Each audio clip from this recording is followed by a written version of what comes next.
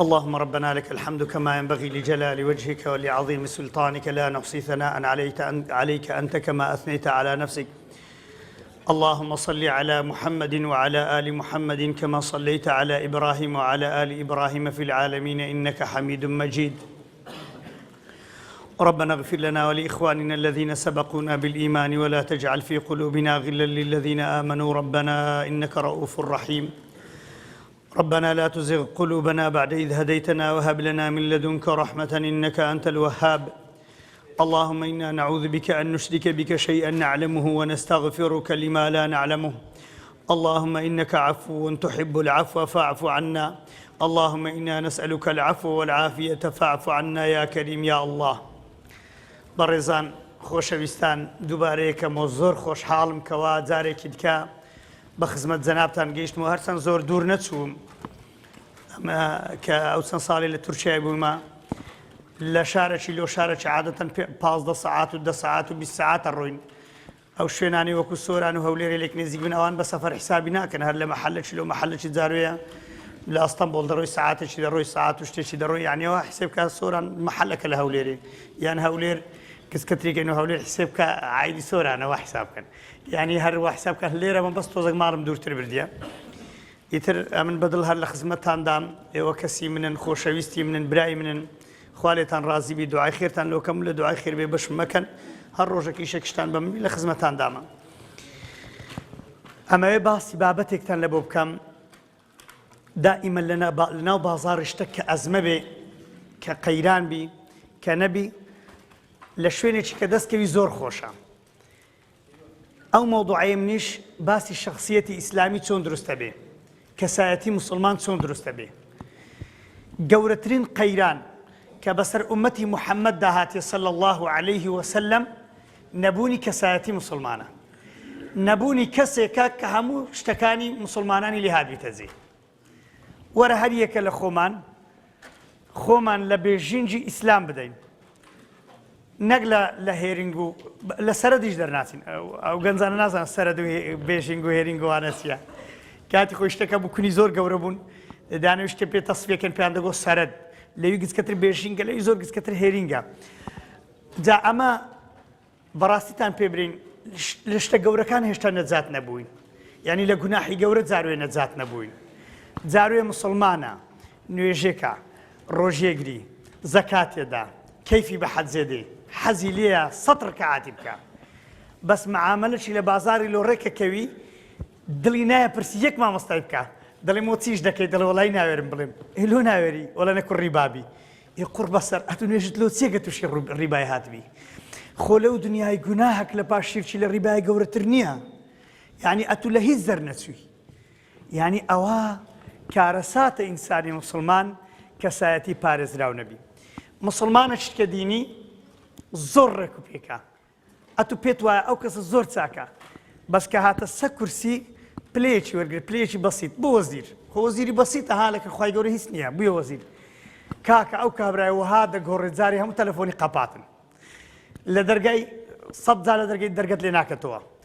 بچێ ماڵی دەبی ڕقمی سیاری لۆ بنووسی، دەبی بە حیمایەکانی برەی، دەبی بە خوشتی برەی، دەبی بە برای برەی، دەبی بە خزمی برەی. دەری ئەمن خزمی خزمەشیان دەناسم، ئەو خزمە تەلەفۆن لۆ خزمی بکە و خزمی لەوی بکە هەتاوەکو بچێکن بە وەزیری. ئەوە چییە؟ یعنی ئەوە دەرنەچوو، ئەوەش هیچ. برادەرێکم هەیە خەریجی کولێ شەریعەیە، وەختی خۆی لەگە وەزیرێکی دابووم، وەزیر گوتی پیاوەش چاک بوو، گوتی لێم پرسی جەنابی وەزیر یەک پرسیارت لێ دەکەم، ئەرێ وەزیراتی خۆشە؟ دەگەوە هاچ کرد، گوتی وەڵڵاهی و بیللاهی تەمە ناکەم بە حیاتی خۆ لەسەر کورسی نێمە خوارێ، ئەوەندە خۆشە. یعنی بسانە ئەگە کەسێک زۆر لە خوای بترسێ، دەزانی وەزیراتی، وەزیر فەعیلی بە معنە فاعیلە لە زمانی عەرەبی، یعنی حامل الئەوزار، یعنی زۆر باری لەسەر شانیە، باری زۆر خەڵکی لەسەر شانیە، چ خۆشێکی تێدا، زۆر ناخۆشی تێدا. بەڵام خەلەل لە کەسایەتی و ئیسلامەتی و دینداری و ئینسانەی خەتەرە، خەلەل هەبی، خەلەل هەیە. خۆ تۆ پێغەمبەر یوسف نیبری ئیجعلنی عەلا خەزائین الئەرض، ئەمن کەسێکی ئەمینم، کەسێکی حەفیظم، ئەمن لەسەر بمکەنە وەزیری دارەیە هەموو شتێکی دەپارێزم. ئەو پێغەمبەری خوای بوو، تەئیدی خوای لە پشت بوو جەلە جەلالو، معسووم بوون پێغەمبەران، خوا بە عەظەمەتی خۆی عصمەت الئەنبیا لە کتێبی لە باسی نبوات لە عەقیدەی خوێندرێ پێغمبەران ڕاستەوخۆ لە لای خوای گەورە و پارێزراون خوا دەیان پارێزی جەل لە جەلالو ئەمە لە ئیمتیحانێکی قورس داینە واجب وایە ئیمانی خۆت نیخی هیچ خەتەریاتێکی کە لێ دەرنەچی چی هان مسلمانی باشە لە من ڕادەست پێ بکە کە ئەنگۆ زۆر کەیفتان بە من دێ هاتی نێرانی خوا لێتان ڕازی بی کەیفتان بە دینی دێ کەیفتان بە قورئان پیرۆز دێ کەیفتان بە لە دوو خێری لەیلەتول قەدرێ گەڕن لە من ڕابگرە هەتا ئاخری خەتەرم بکەومە مەسئلەی مالی پارەی خەڵکم کەوتە بەدەستی پارەی وەختی خۆمە ئیشی ئەلەمنیۆم وانە نەکرد کابرایەک دات بایع مەواد بووین کابرایەک دات مەوادی لەما کڕی وەچی دەیدیت 50 وەرەقی لە جیرفانیە ئەو 50 وەرەقەی مەوادی بوو لەو 50 وەرەقی وەرەقێکی ئەوی بوو دەسحەق بوو یان دوو وەرەقە دەچوو هەر 50 وەرەقێکی بە شتێکدا بە سیارێکدا هیچ ئیوی نەبوو ها دوو وەرەقە دەسحەقی بوو کە مەسەلەی ئەتو کە پارە هاتنەوە مەسەلەی ئەو کابرای دەگۆڕێ سوبحان الله ئەوە چییە خەلەل لە ئیمانی و ئینسانی هەیە کورات و لۆ دەستکاری پارێکی خۆ پارەی تو نییە پیاوە گوتی هەندێک پارەم تەسلیمی کە چ کرد گوتم بە خێری خۆدا ئەو زەکاتێ تەسلیمی بکە دیگوت تەماشا دەکەم زەکاتەکەی یعنی تاخیری کردیان دری لێ لە جیاتی ئەوەی بداتەوەی بداتە خزمەتی خۆ بداتە یەکەشی دیکە یعنی کە بۆ مەسئلەی پارەی ئەو بەشەرە سوبحان الله بەنەوع چیکە دەگۆڕی مەسئلە چی دیکە مەسئلەی ئافرەت و شتی وها خوشکانی بەڕێزش لێرن خوا مەوەفەقیان کە یا ڕەبی مەسئلەی ئافرەت پێغەمبەر صلی الله عليه وسلم ئەفەرمێ دوو هیچ مصیبەتێکم لە مصیبەتی ماڵ و ئافرەتی گەورەتر بەجێ نێشتێ لە بۆ ئومەتی خۆ هەر کەسێک لە مصیبەتی پارە و لە مصیبەتی ئافرەتی خراپ حاشا لە ڕووی خوشکانی بەڕێز لەو دوو مصیبەتانە دەرچوو ئەو کابرایە مڕەشەحە ببیتە قودوەی مسلمانان مڕەشەحە ببیتە قودوەی عائیلەی خۆی مڕەشەحە ببیتە قودوەی شارێکی مڕەشەحە هەڵبژێرداوە لایەقە ببیتە قودوە پێشەوە بەڵام ئەگەر لەوانە دەرنەچوو لە کورسیە دەرنەچوو لەوان دەرنەچوو ئەوە ئەو ئینسان ئیمانی کەوتۆتە خەتەر جابرانی بەڕێز و خۆشەویستم بە من بڵێن مامۆستا بە خێری خۆت پێمان بڵێ ئەگەر بە خۆشمان لەوەی دەرنەچوبین چۆن منداڵەکانمان پەروەردەکەین کەسایەتێکی مسلمانیان لێ دەرچی لۆ ئەوەی مجتەمع بیتە مجتەمعێکی مسلمان لەوانەیە هەندێک لە قسەی من تێنەگەن قەسەم بەخوای گەورە مجتەمع هەمووی ئەهلی قورئان بوو هەمووی ئەهلی عەقیدە بێ واللهی هیچ کەسێکی بێدین شەرمەکە ببیتە سەرۆک ببیتە وەزیر ببیتە مامۆستای ئەمن نمونەکتە لۆ جێڕمەوە تەڵەبەکم هەیە لە کولێی فنون جەمیلەیە لە مەعهەدێکی دەرسێنێمەوە تەڵەبەی منە ڕیشێکی گەورەی هەیە گوتی مامۆستا هاتەکەم گوتی ڕیشم کورت کەمەوە زۆر پێم دەڵێن گوتم ڕیشی کورد نەکەیەوە گوتی لۆ گوتم جێی تو زۆر خەتەرە ئەم خۆ ڕیشم نییە لە چاوی ڕیشوی سێندی بنە على سەو تەڵەبەی بنە بەس گوتم جێی تو وایە ڕیشت کورت کەیەوە دیارە دەیانەوێت تەنازولت پێ بکەن دەیگۆ مامۆستا دێتە ژۆرە تەماشای ڕیشی من دەکە دەیگۆ مامۆستای فنون جەمیلەی ئەخ مامۆستای فنون جەمیلەی بێسەروبەریە ئەسڵەن کولیەی فنون جەمیلە و مەعهەدی قسمی فنون جەمیلە حرامە هەموو کەسێک بچێ هەر عولەما فەرمون حرامە بچێ بە تایبەتی هەندێک ئەقسامی هەیە گوتی تەماشای ڕدنیم دەکەم مامۆستا دەست بە ئاەت و حەدیثان دەکەن ئەو مامۆستانی فنون جەمیلە ئەسڵەن هەمووی ڕەسەم کێش و مۆسیقاژەن و نازەم گیتاری لێ دێک نازەم چێک دیگۆ ئەمن دەبینن دەڵێن وەڵای خۆ خوای گەورەش باسی ئەوەی کردی و پێغەمبەرش باسی تەنها بەدیتنی ڕیشی ئەو کەسەی ئەنگۆ تەوەقعکەن ئەگەر لە کولێکی هەموو تەڵەبە ئەهلی قورئان و حافظ قورئان وابن مامۆستا چ دەکا پێغەمبەر صلی الله عليه وسلم حەدیثێکی فەرمێ ئەینەما ئەفەرمێ کەیفما کنتم یوەلى عەلەیکم ئەنگۆ چۆن بن خوائێکەشی بۆ چین گۆشت لەسەر ئەنگۆ مسەڵەتەکە ئەتو دزبی دزەکەت لەسەر مسەڵەتەوی ئەبیتە سەرۆکی تو ئەبیتە ڕئیسی تو ئەبیتە وەزیری تو لە هەر وڵاتێکی بی ئەم باس ئێرە ناکەم ئێرە وڵات نییە هێشتا ئێرە دەوڵەت نییە ئەمە عەلەممان نییە لە ئومەم متحیدە ئەمە خۆ دەوڵەت نییە ئەمە دەسەڵاتێکن هەیە خەلاص دەسەڵاتێکی خۆجێی و سەر بە عێراقیەوەینە کە قسەکەم کرد یەکلەتی شتێکی بنووسی وەڵام مامۆستا ئەو هاتبوو باسی حکوومەتێک کرد ئەوە لەو شتەکانە واز بینن ئەم باسی ئێرە ناکەم باسی هەموو وڵاتەکەم یەک بست لەسەر ئەو عەردەی غێری ئێستا ئەفغانستان خەریکە تەطبیقی قورئانیەکەن تەطبیقی حکمی خوای گەورە لەسەر ناکرێت ئەمن کە باسەکەم باسی هەموو عالەمی ئیسلامیەکەم ئەوەی پێشە پێی گوترا عالەمی ئیسلامی کەواتە گەورەترین مشکلەمان توش هاتی ئەمە ئەویش چییە نەبوونی کەسایەتی مسلمانە ئەو جەوەرە یا ڕەبی خوایە لە گوندێکی مسلمانێکی وەی لێ نەبی هەموو شتی ئیسلامەتی تەطبیق بکە لە شارێکی 5 کەسی وەی لێ نەبن هەموو شتی خۆی تەسلیم کەی وەرێ وەڵڵا ئەشهەدو بالله هەموو ئیسلامەتی تەطبیقەکە نییە کەواتە ئەمە خەتەرێکی زۆر گەورە داینە بێجگەلەوەی عولەمای گەورە نەماینە لەو ماوێش خوا عەفویان کە ڕەبی مامۆستا مەلا تەییبی بە حەرکەی قەبری پڕ نوربی گەورەترین عالمی کوردستانی بۆ وفاتی کرد یەکیش کە دکتۆر ئیسماعیل هیتی عالمێکی گەورە بوو ئەوش لە دوو ڕۆژان هەردوو دوو ڕۆژ ڕەمەزانی هەردوو وفاتیان کرد پێغەمبەر فەرمی صلی الله علیه و سلم یەک لە علامەتی ئاخر زمانی علم نامینی فەرمی یا رسول الله علم چی لێ دێ فەرمی إنما يقبضه بقبض العلماء علماء دەمرن طبعا کە عالم مرد علمەکەش نامینی پێشا علەمای زۆر گەورە هەبووینە بەس کە علەما نەماینە عیلمەکەشیان نەمایە والله بالله وەی لێ لەو کوردستانی پرسیارەکە تەبی یەک کەس نییە جواب بداتەوە دەزانی ئێستا لەو هەولێرە گەورەی لەو کوردستانە گەورەی بە پەنجەی دەستی دەژمێرین چەند عالمێکمان ماون هەمووی لە عمری پاش هەفتا و ئەوانەنە تاکە التماس العلم عند الصغائر هەندێک گەنجی گچکە علمیان هەیە يعني دڵم ژانێکە وەختی باسی گەنج ئەو گەنجاناکەن کە تازە پێڕاگەن تەماشای علمی گەنجی ئێستاکە ئەمە غیبەتی خۆکەین دوور لە ڕووی حازریان ها بەردی لەو سەرۆبایە بەسەری خۆتەکەویتەوە ئەمە ئەو ئومەتی ئیسلامی سەد و شەشتەی هاتیە جەماعەتێکمان لەناو دروست بووینە هەم توندن هەموو شتیان لەکن کافرە ئەو ڕۆژی چوومە دوکانەشی بەس گوێ لەو قەبەحەتە گەورەی ڕاگرن چوومە دوکانەشی لە دوکانێ گەنجێک لەم پرسی گوتی مامۆستا هەندێک میوانم هاتبوون گوتم گوتی لەو گەنجە بە ڕێز و خۆشەویستانە بوون کە دینیان زۆر خۆشەوی بە زۆر بەتوندیان دیرگیرتیە یعنی خەڵکیان پێی کافرە ئەوە کافرە گوتی بەس شتێکیان گوت گوێم لێ نەبوو ئەوش بەخۆ لەوان بوو گوتی ئەمن دەزانم تەکفیر تەسەلسولە گوتم چێ گوتی دەزانم تەکفیر تەسەلسولە گوتم تەکفیر تەسەلسولە معنی چێ لەم ڕوون کە کوڕە بە قورئانە من زۆر شتم خوێندیە بەس تەکفیر تەسەلسولە یعنی گوتی مەسەلەن یەکێک نوێژنەکەر بی یەکێک ئەو نوێژنەکەرەی پێ کافر نەبی گوتم گوت طبعا نوێژنەکەر کافرە مش گوت حەبە مطلقی گوتی یەکێک نوێژنەکەری پێ کافر نەبی ئەوش کافرە گوتم گوتی یەکێک ئەوی پێ کافر نەبی کە نوێژنەکەری پێ کافرە گوتی ئەوش کافرە گوتی تەسەلسولە گوتم گوتی یەکێکی دیکە ئەوی پێ کافر نەبی کە ئەوی پێ کافر نی ئەوش ئەوی پێ کافر نی ئەوش نوێژنەکەری پێ کافرە گوتم گوتی یەکێکی دیکە ئەوە تەسەلسولە گوتی ئەو هەموو کافرن کافر یعنی لۆ نمونە مەسەلەن دکاندارێک لە کنمارێن گۆبی بابرێن ناوی هەر ناوەچێ بی ناوەچی بریم نەکو ناوەکە یەکێک لێرە ناوی هەبی ئەو کابرا دکانداری پێ کافر نەبی بستێکنشتی لێ بکڕ بێ لۆ دەستشتی لێ دەکڕی کوڕا ئەدی ئەو کافر نییە نوێژنەکەرە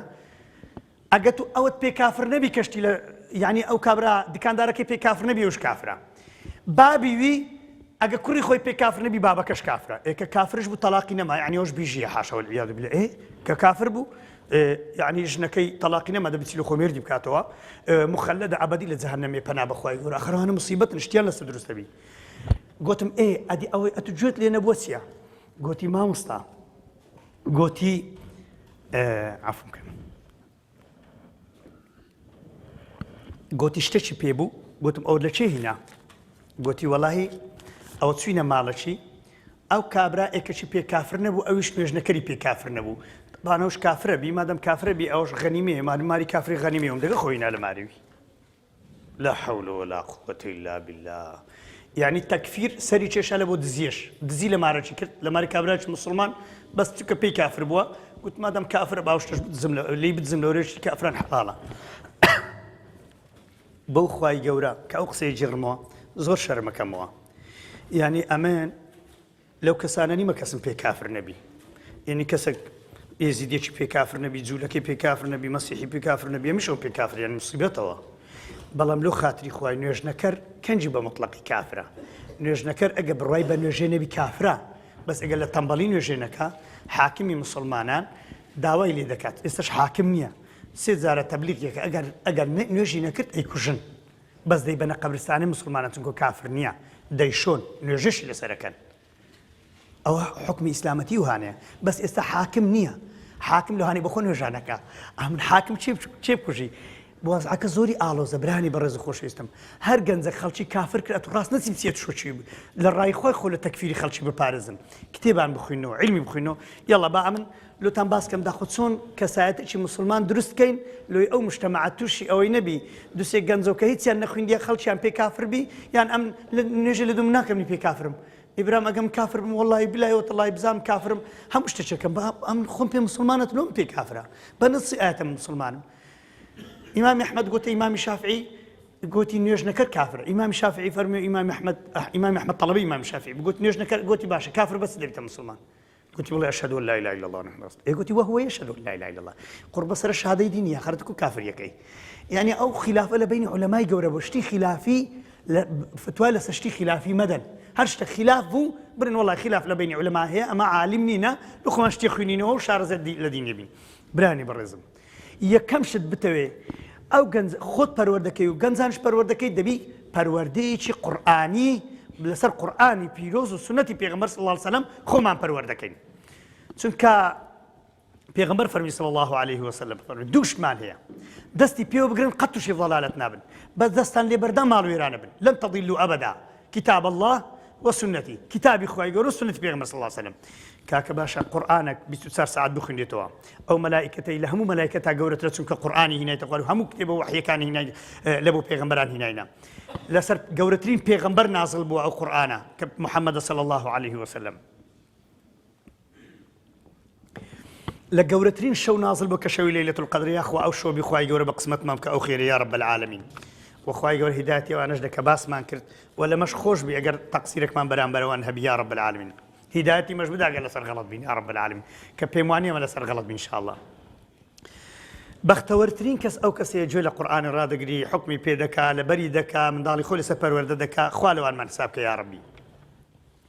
تەماشای خوای گەورە لە ئاەتی 15 و 16 سوورەتی مائیدە چا فەرمێن يا أهل الكتاب يا أهل الكتاب جولك ونصراني كان قد جاءكم رسولنا أمن بيغمبر محمد من ناردي صلى الله عليه وسلم خواهي يورا فرمي إيما بيغمبر محمد من ناردوا إيما لبو تعظيمه يعني خواهي يورا بقورا خواهي يورا قوري لايق خواه يبين لكم كثيرا مما كنتم تخفون من الكتاب هرتي لتوراة وإنزيل لنقو ديار نبو هموم رون كرديتوا ويعفو عن كثير زور قباحات وشتي عزايب وغريب هي قشوحة خامكان لۆنگۆیان گوتی خوا فەرمێ ئەمن کەشفیان ناکەم داخۆ چەند غەڵەتیان کردیە زۆر شت هەیە پێتان ناڵێم بەڵام هەبوونی محەممەد کە پێغەمبەری خوا لە تەورات و ئینجیلێ هاتیە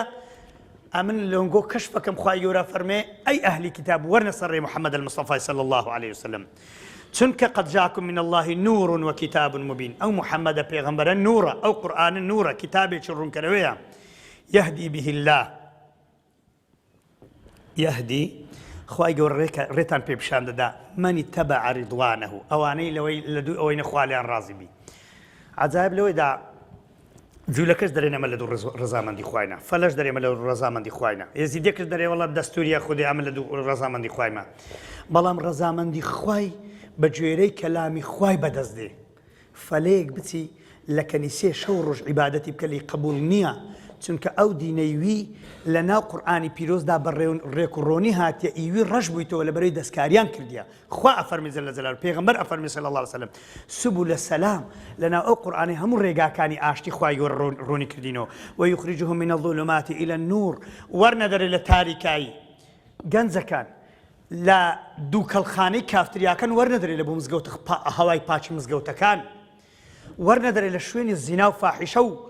گوندە پیس و بێزۆرەکانی ئێستا دروست کراون جەهالەت و دژمنایەتی خوان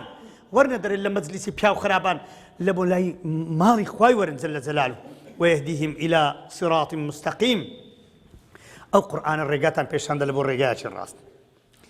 ئەو قورئانە معجزەکی کەونیە نەشئەتی کەونی باس کردی ئەو یوشیدی یابانی کە باسی نەشئەتی کەونی گوێ لێبوو یەکسەر گوتی ئەشهەدو ئەن لا إله إلا الله وأن محمد رسول الله مەسەلەی نیسبەتی نەمانی ئۆکسجین لە ئاسمانی ظلوماتی بەحر خوای گەورە کا فەرمێ بنی بەحرەکان تاریکە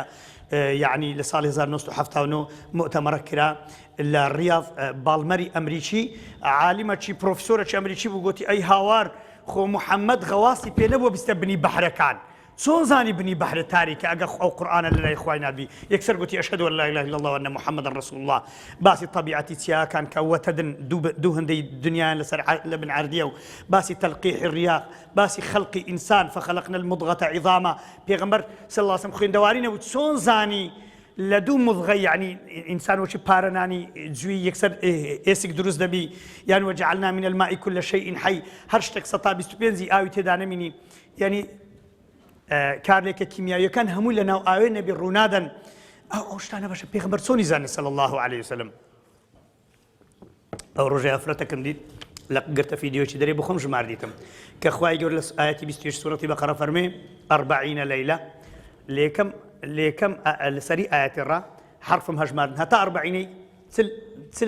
چل حرفە سبحان الله لە 40 چل حرفە 40 يعني چل ئەفەرمێ کە خوای گەورە لە سوورەتی مجادلە فەرمێ 60 مسکینەن ئەو کەسێ برێتە خێزانی خۆتوەکی داکامنی دروست نێزیکی ببیتەوە هەتاوەکو نانی 6 کەسی نەدایان دوو مانگە بە ڕۆژی نەبی ئەفەرمێ 60 کەلیمەی 60 لەسەرێ ئایەتی هەتا 60 6 حرفە سبحان الله دەکرێت کەسێک سەر بە خۆشتەشی دروست کردبی کە خوێندەواریشی نەبی کە پێغەمبەر صلی الله علیه و سلم گەلە لای خوای نادوی جەل جەلاله کە خوا لە قورئانی فەرمی ئین تەستەغفر لەهم 70 مرة ئەگە 70 داوا لە خوای کە خوا لەیان خۆش نابی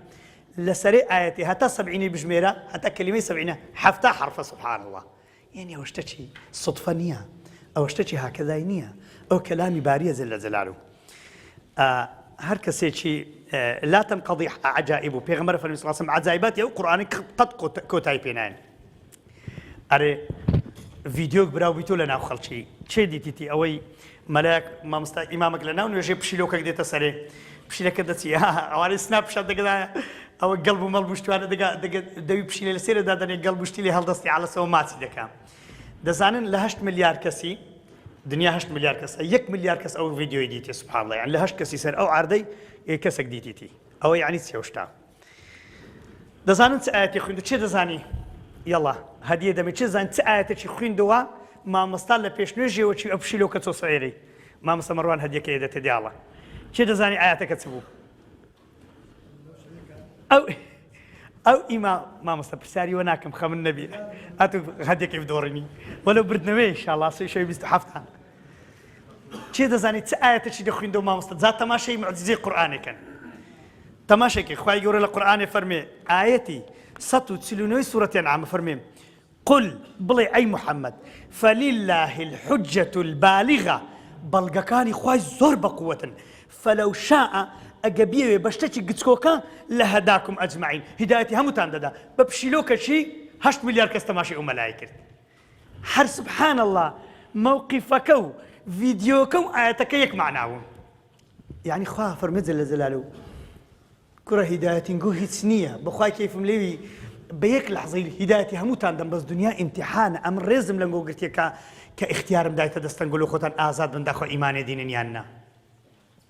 ئەوە ڕێزێکە خوا دایتە عەبدی ئەگە خوا بەشەری ڕاست بە مسلمان خەڵک کرد و بردێ باشتێ ئەوە حاشا یعنی ئەوە خوای گەورە حڕیەتی لە ئینسانیستاندەوە خوا فەرمیان گۆم حڕ کردیە لەوەی بزانن لیەبلووەکم ئەیوکم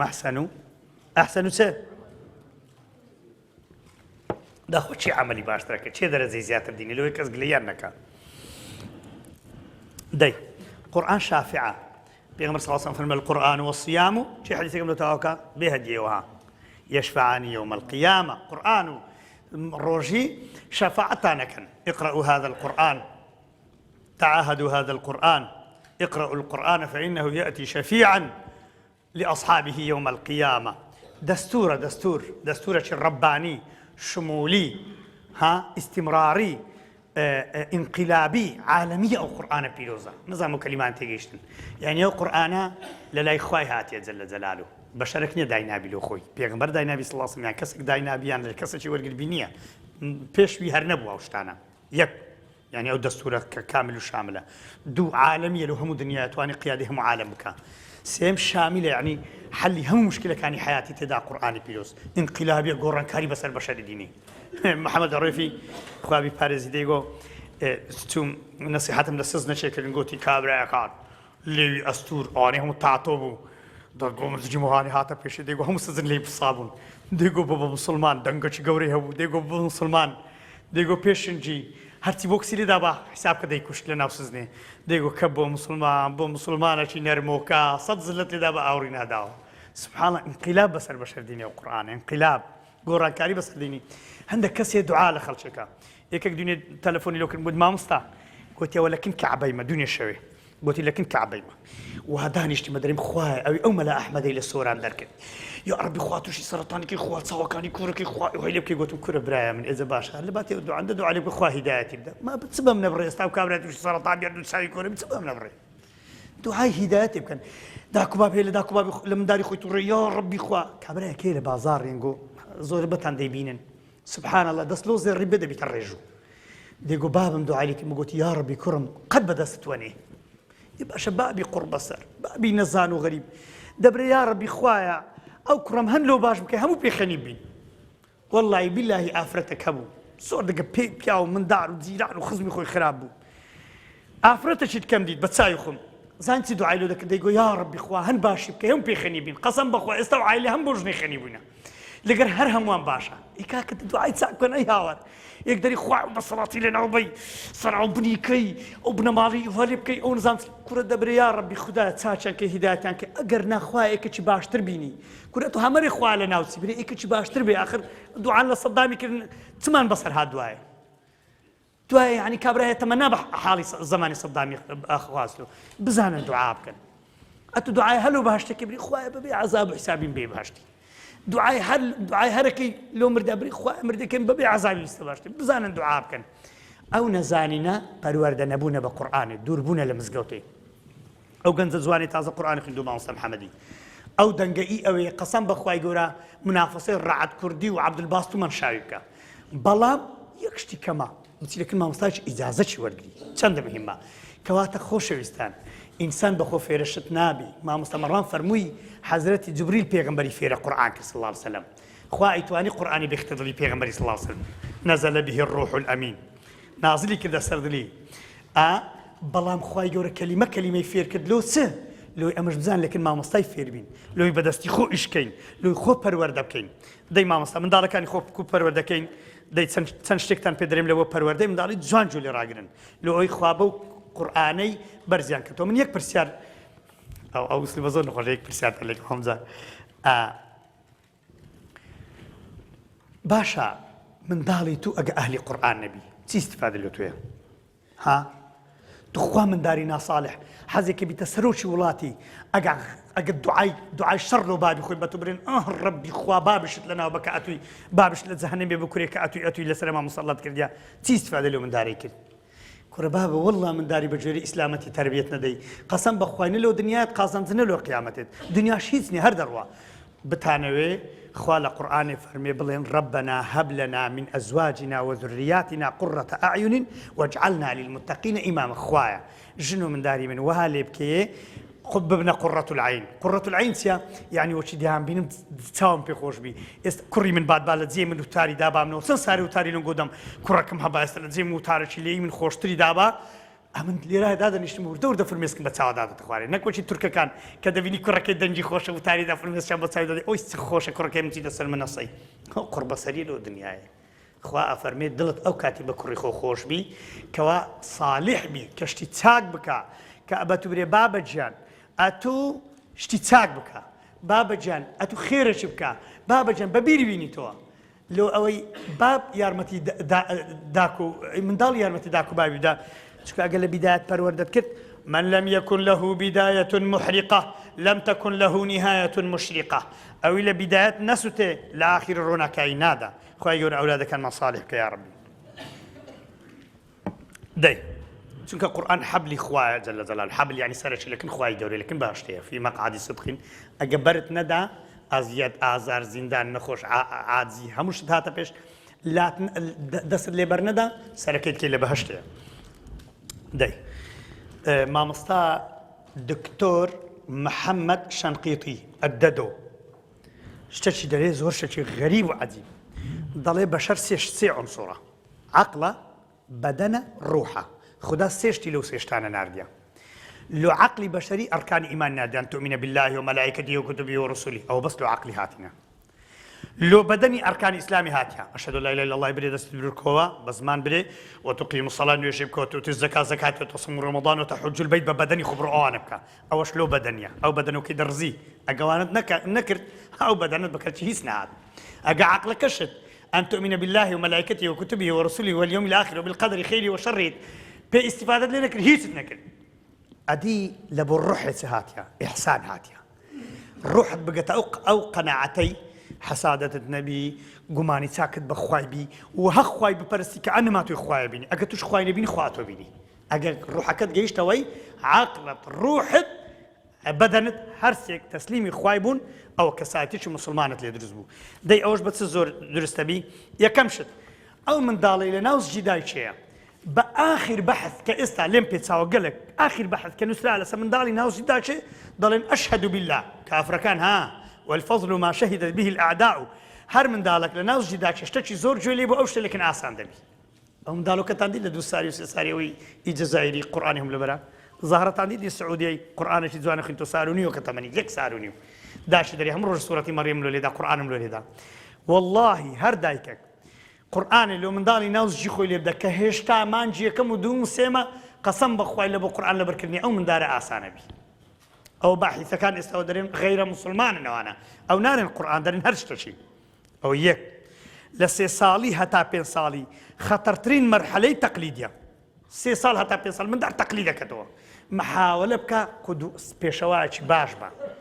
پێشەوایەکی باش بە لۆی مندارەکە تەقلیدت کاتەوە لەسەر نانی، لەسەر ئێوارەی ڕۆژێ دەرێ ذهب الظمأ وابتلت العروق، لەسەر نادەرێ بسم الله اللهم بارك لنا آخر الحمد لله الذي أطعمنا وسقانا یارمەتی خەڵکی دەد چونکە تەقلید دەکاتەوە. لە 7 ساڵی هەتا 10 ساڵی هیچ عیلاج تێدانێ، لە 7 ساڵی هەتا 10 ساڵی دەبی منداڵەکەت بێ حەڵقەی قورئانی لەکن مامۆستایەکی دانەی، چونکە ئەگە بەخۆ مەلاش بی ئەکبەر مەلابی مەجالت نەبی مندارەکەت بەرەڵابی حاشا. هەر بەو کەلمە پێم گەورەترین عالمی وڵاتەشی ئەناسم کوڕەکەی شوێی بوو، کوڕەکەی بێدین بوو، مەجالی نەبوو، مامۆستا مەجالی نەبوو ڕەحمەتی خوای لێ بی. هەرچەندە کوڕی پێغەمبەر نوحش کافر بوو گوتی سآوی إلى جبل يعصمني من الماء قال لا عاصم اليوم من أمر الله بجبابی خۆی نەکرد. ئەوە شتێکی دیکەیە، ئەمما ئەوەی لەسەر تووە برای بەڕێز و خۆشەویستم جارێکی مامۆستا یاسین بادیلی خوا موفەقی یا ڕەبی نازەم لێرە یانە تەشریفی دەیگۆ کە پێغەمبەر فەرمی صلی الله عليه وسلم لە 7 ساڵی ئەمر بە مندارەکەت کە و لە 10 ساڵی لێ بدە و لە 4 دەری کە ئەگەر نوێژی نەکرد لە 7 هەتا 14 ساڵی حیساب کە داخواکە چەند مانگ دەکەوە چەند ڕۆژ دەبی هەموو ڕۆژ زارش پێوری کوڕم نوێژی بکە نێزیکە 14-15 هەزار ڕۆژەکە ئەو 14-15 هەزار جا دەبی پێت گۆدوی نوێژێ بکە ئەو جا دەبی لێ بدەی و ئەو جا دەبی دەری کە وش لێدانێکی خراپ نا کاکە ئەمە ئەومان کردیە تخوا تۆ ئەوت بەرامبەر منداڵی خۆ نەکردبی لەو گلەی لە منداڵی خۆت دەکەی دەی وەڵام مامۆستا مامۆستان لۆ دانایە و بردیتمە مەکتەبێ و نانی دەدەمێ و خواردنی دەمێ و دیفاعی لێکە منداڵ دەگەری بە شەڕ بێ لەسەری شەڕی لەسەرەکەم و وەڵا برا ئەو پەروەردە نییە ئەو هیچ نییە حاشا حازی دوور لە ڕووی هەموو لایەکی حەیوانی چیویش لە چیای دیفاع لە فەرخۆکەی خۆکە وەڵا بەرامبەر شێری ڕاوەستی مەڕدیتە چە نەرمۆکەی خوا عالیم الغەیبە ها زارشکە جێڕەمە لە 2017 سەرنجڕاشێشترین ڤیدیۆ لە دنیای ئەوە بوو ئەو مامزەکە چوو لۆی تیمساح فەرخۆکەوی نەخۆ چوو خۆ ڕاست لە بەردەست دەوێ تیمساحی ڕاستە تیمساح خواری سبحان الله ئەو مامزە ناسکۆ کەش دیفاعی لە منداڵی خۆکە بەس دیفاع بەس نییە کاکە ئەمە چیشم بە دیفاعدا ئەتوو منداڵی خۆت قورئانی پێ بڵێ تەسلیمی ئەو خوایکە ئەنگۆی سە لێرە دانیشتینە زۆر بتان صاحب منداڵن الحەمدلله منداڵەکانتان لە چێیە دەی منداڵین گۆ لە شێ دەرێستا ئێستم سوان منداڵ بەشی دەرێ لەسەر چیهان دیواریە لە بن چیهان شوشەیە لە بن چیهان ئاسمیە لە بن چیهان خەتەریە دەگە چیهان برادەریدا لە چێن دەرێکەتیە ها هەر ئەو لەو حەی لە دیواردا بە ئیهمالیت لە دیواردان کوێ خانێکی کڕیت نەتزانیە هەر لەو قورسەکە لە بنی خەوی لێکردبی بەسەری داکەیتە خوارێ بەردەبیت و دەبی خوا بە شەری بپارێزی ئەتوو دینەکەی پێ برێ پاراستن ئایدی خوایە لە دوو پاراستنی کوڕی خۆ مەبە ئەتوو لە دوو پاراستنی کچەکەت مەبە دینی پێ برێ ئەوە لەسەر تووە ئەو لەسەر تۆ دین و ئیمانی لە مێشتی بچەسبینی نانی حەڵالی بدێ لە ئەوەی کەوا پەروەردەبی جا مامۆستا فەرمووی ئەگەر ئینسان ئەهلی قورئانی ناترسێ دنیا پێرە تاجیرێکم نەکردن بوو دەیگۆ لە سین ژمارە 4 لە زمانی سینی دەگە کەلیمەی مردنێ لەفزەکان نەوشیەکە مەسەلەی ئێستا لۆ نمونەمە لە کوردی دەڵێن مار ئەوەی پێوە دەدا دەرێ وەرە بچینە ماریمە هەولێری سلێماندەری ماڵ مار لۆ مارش دەگوترێ لۆ ماریش دەگوترێ لەوێش ژمارە 4 کچێک بچەک ڤۆیسەکەی ئەوەکەی بگۆڕی بەلای مردنێ داچی دەیگۆ هەندە لە مردنێ دەترسێن چکە ئیمانیان بەخوای گەورە نییە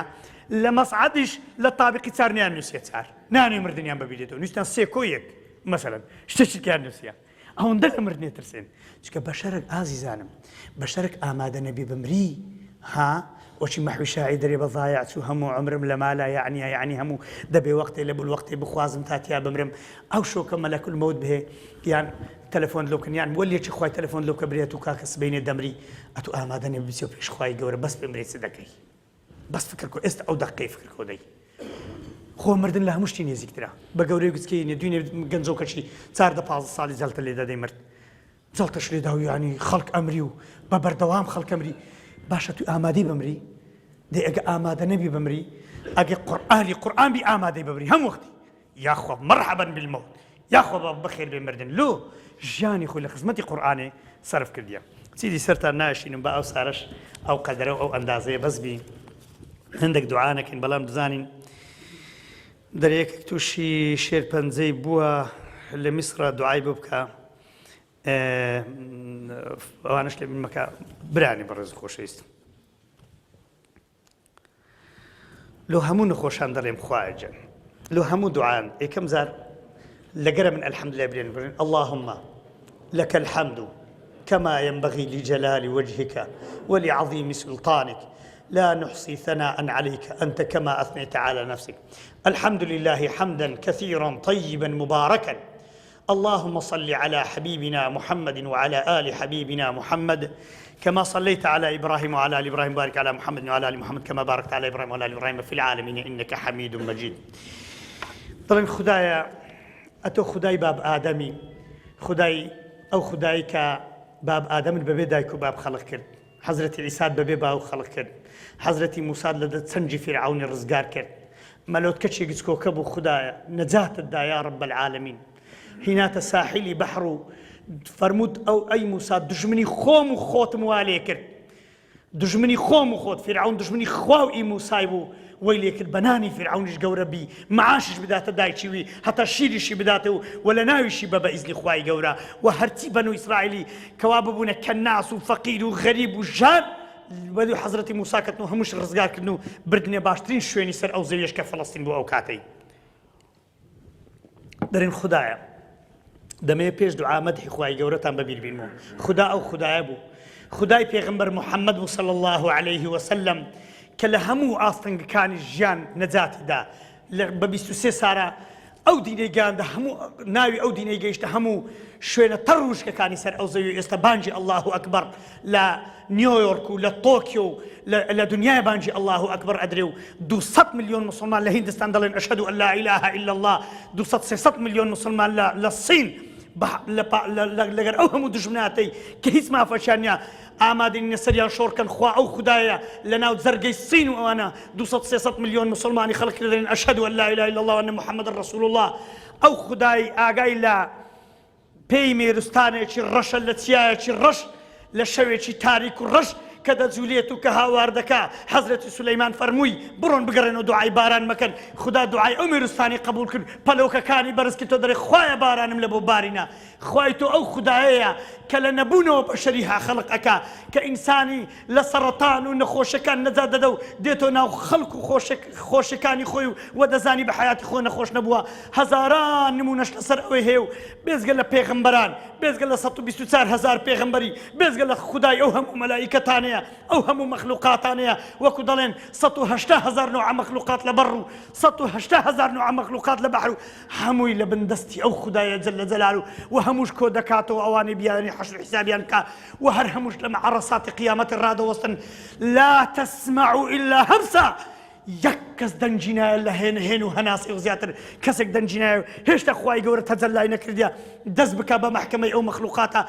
مەخلوقاتە لە ترسی ڕەب العالەمین جەل جەلالو کەسێک دەنجی ناکە لە قاعەیەکی مامۆستایەک چل تەڵەبەی پێ بێدەنگ نابێ وەلیلله المەثل الأعلى ئەوەل و ئاخر ئینس و جن مەلەک و ئینسانەکان هەموو ئەو مەخلوقاتانەش کە حسابیان لەگە دەکرێت هەموو لە مەیدانی خوای گەورە ڕادەوەستن یەکێک لە زەبەڕوتی خوای گەورە دەنجی ناکە هیچ مەلایکەتەکەش پێیەکی ناجوولێ هیچ پێغەمبەرێکش نییە چۆچی نەلەرزن لە ترسی خوای ڕەب العالەمین ئێمە ئەو خوامان هەیە هاواری ئەو خوایکن خوای شیفای نەخۆشەکانمان دەی خوایە بە ئیمانەوە بژین بە ئیمانەوە بمرین بە تەوحیدەوە بژین ئینا نەعوذ بک ئەن نشرک بک شەیئا نعلمه ونستغفرک لما لا نعلمه یا ڕەبی خودایە ئەو سەرە بەرزەی لۆت خەڵق کردینە لە بەرزی خودایە ئەو ناو چاوانەمان زەلیلی بەردەستی هیچ زاڵمێکی نەکەی زەلیلی بەردەستی هیچ دکتۆرێکی نەکەی زەلیلی بەردەستی هیچ خراپەکارێکی نەکەی یا ڕەب العالەمین دەستی هیچ زاڵم و مشریکێکمان نەگاتێ یا ڕەب العالەمین خدا صاحبی هەموو دەسەڵاتێک ئازیزان یا ڕەبی خوالت ئەپاڕێنەوە خوای جەل خاتری ناوە جوانەکانت صاحبی ئەو هەموو ناوانەی لە کتێبەکانت نازڵ کردوون پێغەمبەرانت پێ فێر کردوون مەلائیکەتانت نیشان داون نیشانی مەلائیکەتەکانت داون ئەو ناوانەی کە بەمەشت نەگوتینا لە عیلمی غەیب لە لای خۆتشتۆ بەو ناوانە لێت ئەپاڕێنەوە یا ڕەب العالەمین بەبێ عەزاب و حیسابی بمان بێتە بەهەشت یا ڕەب العالەمین وما ذلك على الله بعزيز لكن خواي قورة آسانة خوا منتي بعذاب عبدكانينيا يا ربي خواي أبو خاتي عظمته قوري خود شرمزاري پیغمبر محمد ما نكي صلى الله عليه وسلم خوای بڕووی ڕەشەوە نەچینەوە پێش پێغەمبەری خوا صلی الله عليه وسلم خوای ڕوومان هەبێ بچینە پێش قائیدی خۆمان گەورەی خۆمان یومە ندعو كل أناس بإمامهم بچینە پێش پێغەمبەری خوا بەسەر برندی یا رب العالمین بڵێن یا ربی بڵێن ئەی پێغەمبەری خوا صلی الله عليه وسلم ئێمە لە ئومەتی تۆ بین لەسەر ڕێبازی تۆ بین ئەی پێغەمبەری خوا تەنازولمان نەکرد لە بۆ هیچ زاڵمێکمان خۆش نەویست ئەی پێغەمبەری خوا سنەتی تۆمان بەدەست و ددانەکانمان گر بوو یا ربی خدایە لە حەوزی کەوسەر بانگمان بکە فلانی کوڕی فلان یاخوا بەخێر بێی وەرە لای من ڕاوەستە یا ربی خوا لەوان بین و خاتری عەظەمەت و گەوری خۆت خوایە لەوان بین و خاتری عەظەمەت و گەوری خۆت یا رەحمان يا رحمن يا رحمن يا رحيم يا ودود يا ودود يا الله يا أرحم الراحمين إلهنا نسألك بأنك أنت الله الواحد الأحد الفرد الصمد الذي لم يلد ولم يولد ولم يكن له كفوا أحد يا مالك الملك يا ذا الجلال والإكرام يا ذا الجلال والإكرام يا ذا الجلال والإكرام اجعلنا ووالدينا وإخواننا وأخواتنا وأولادنا وذرياتنا من الذين يدخلون الجنة بلا حساب ولا عذاب يا رب العالمين يا أرحم الراحمين يا أكرم الأكرمين يا اللهم ارحم موتانا اللهم ارحم موتانا اللهم ارحم موتانا اللهم اشف مرضانا اللهم اشف مرضانا اللهم اشف مرضانا ومرضى المسلمين اللهم اشفنا اللهم اشف قلوبنا اللهم اشف قلوبنا اللهم احفظ عقولنا اللهم احفظ عقولنا اللهم احفظ ديننا اللهم احفظ عقيدتنا اللهم احفظنا فوق الأرض اللهم احفظنا تحت الأرض اللهم احفظنا تحت الأرض اللهم احفظنا يوم العرض اللهم احفظنا يوم القيامة يوم لا ينفع مال ولا بنون إلا من أتى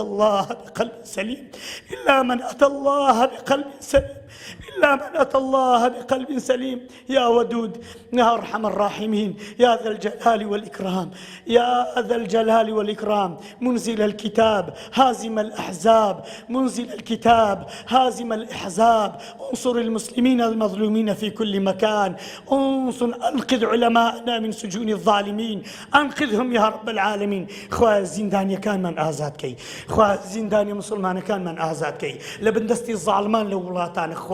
خواه زانا قورة كان من شاد كي وبعاو هواي صاب لبندستي الظالمان دربيني خواه رب العالمين خواه الظالمان هيز صلاة شانية خواه اويتو يا بيان نبخشي هيد شانية يا رب العالمين خواه دربازيان كي يا رب العالمين خواه دربازيان كي يا رب العالمين خواه ايمش درباز كي لهمو ظلمك لهمو خرابيك لهمو نخوشيك لهمو خرابيك لبرادري خراب لشويني خراب لزيقاي خراب لحكمي خراب لبراي خراب لأولادي خراب لمالي حرام لشويني حرام لزيقاي حرام يا أرحم الراحمين يا أرحم الراحمين أنت المجيب أنت مجيب الدعوات أنت من ترانا يا من يرانا يا من يحفظنا يا معبود يا الله